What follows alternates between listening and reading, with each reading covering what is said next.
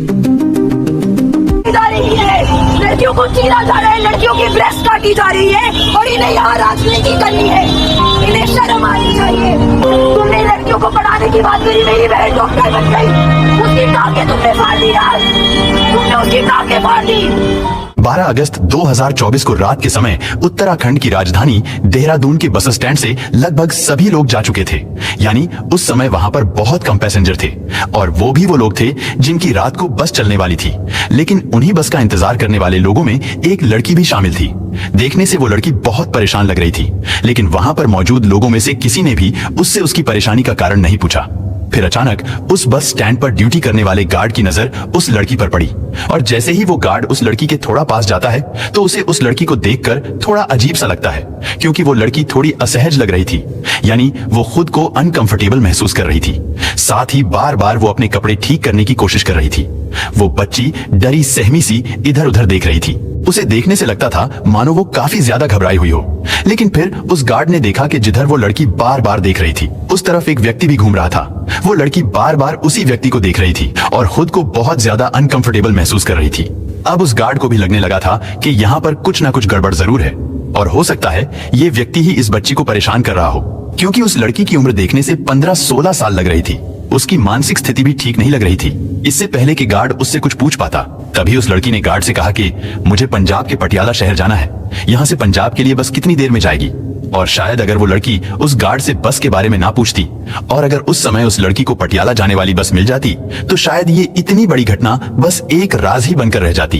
खैर, गार्ड को उसकी हालत कुछ ठीक नहीं लग रही थी, इसलिए गार्ड तुरंत चाइल्ड हेल्पलाइन नंबर 1098 पर कॉल करता है और उनसे कहता है कि सर, यहाँ दून ISBT के प्लेटफॉर्म नंबर 12 पर एक नाबालिग लड़की खड़ी है। मुझे उसकी हालत थोड़ा अजीब लग रही है, इसलिए आप एक बार यहाँ आकर देख लीजिए। हो सकता है शायद आप इसकी हालत को बेहतर तरीके से समझ सकें। सूचना मिलते ही चाइल्ड वेलफेयर की टीम बस स्टैंड पर पहुंचती है और फिर कुछ देर बाद पुलिस भी वहां पर पहुंच जाती है और उस गार्ड से लड़की के बारे में पूछने लगते हैं। गार्ड ने उस लड़की को जिस कंडीशन में देखा था वो सारी चीजें उसने पुलिस वालों को बता दी। इसके बाद पुलिस उस लड़की के पास पहुंचती है और जब पुलिस वालों ने उस लड़की को देखा तो उन्हें भी पहली नजर में यही लगता है कि इस बच्ची के साथ यहाँ पर जरूर कुछ तो गलत हुआ है और हो सकता है जो व्यक्ति वहां पर घूम रहे हैं उनमें से कोई उसे परेशान कर रहा हो। खैर, जब पुलिस वाले और चाइल्ड वेलफेयर कमेटी के लोग उसके पास पहुंचते हैं वो लोग उससे बात करने की कोशिश करने लगते हैं। लेकिन जब पुलिस वाले उस लड़की से बात करने की कोशिश करते हैं तो वो लड़की उन्हें देखकर बहुत ज्यादा घबरा जाती है। उसके पास जो बैग था वो उस बैग से लिपट जाती है और इतने सारे मर्दों को अपने सामने देखकर कांपने लगती है। तो पुलिस वाले तुरंत समझ जाते हैं कि ये जरूर आदमियों से घबरा रही है, इसलिए जेंट्स पुलिस पीछे चले जाते हैं और फिर केवल महिला पुलिस ऑफिसर ही उसके पास रह जाती है। वो उस लड़की से बात करने की कोशिश करती है। लेडी पुलिस ऑफिसर उससे पूछती है कि बेटी, तुम कहाँ की रहने वाली हो और तुम कहाँ जाना चाहती हो। उस लड़की ने बताया कि वो पंजाब के पटियाला शहर जाना चाहती है, क्योंकि वो बच्ची बहुत ज्यादा घबराई हुई थी।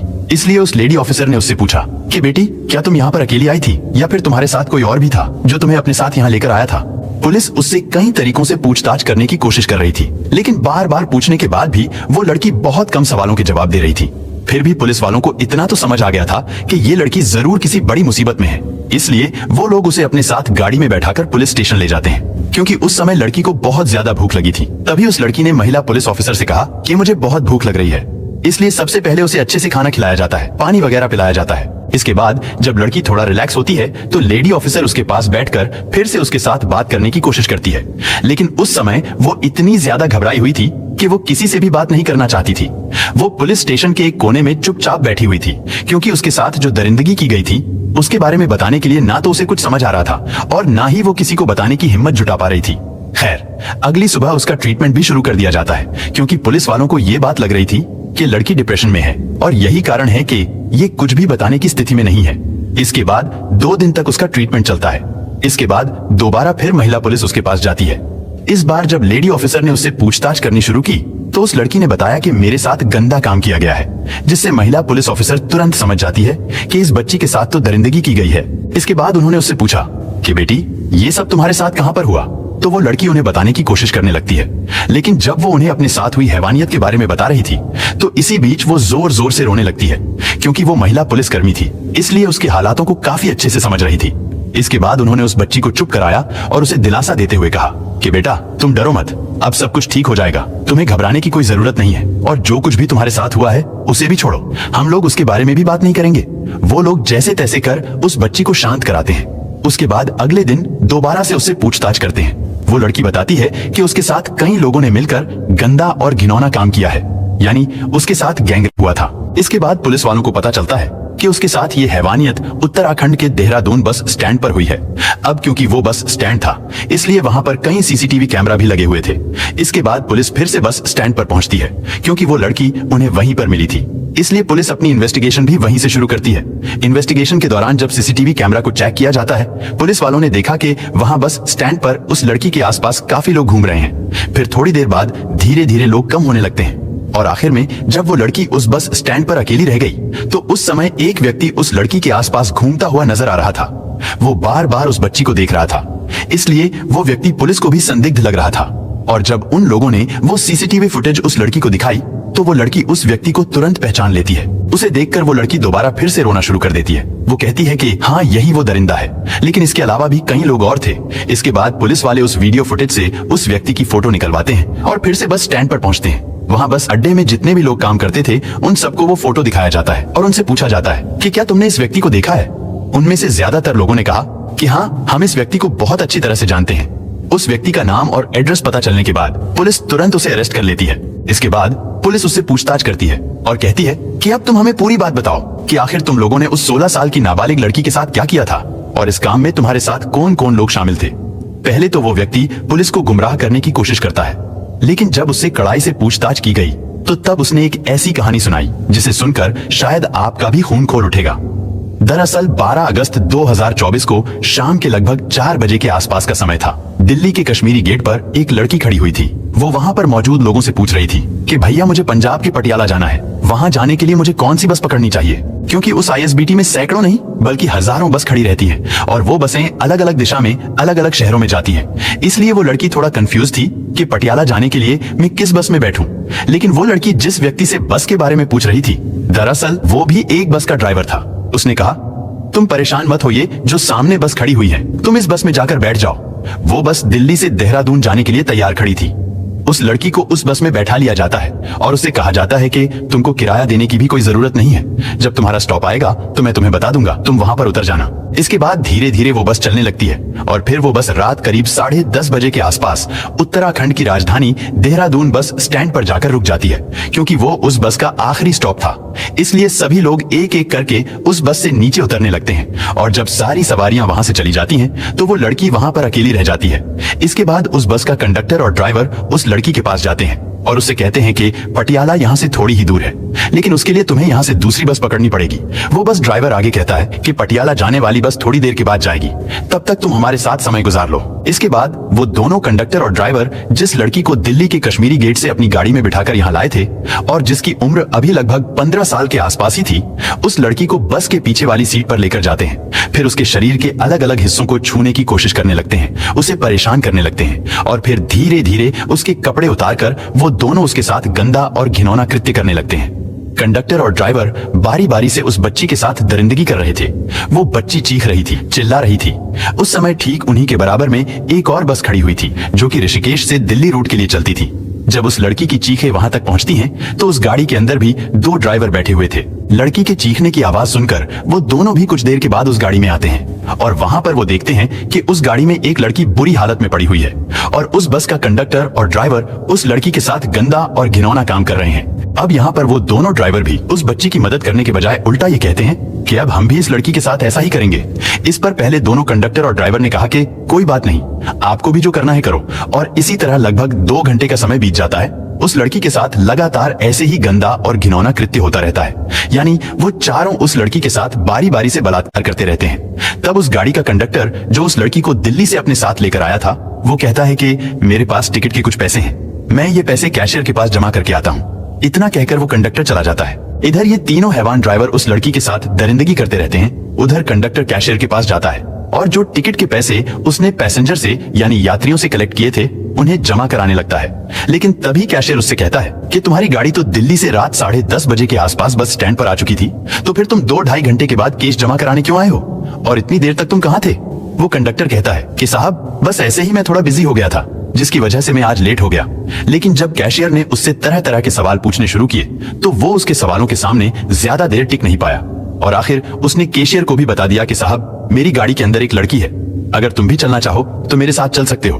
कैशियर ने जैसे ही ये बात सुनी तो वो भी उसके साथ जाने के लिए तैयार हो गया।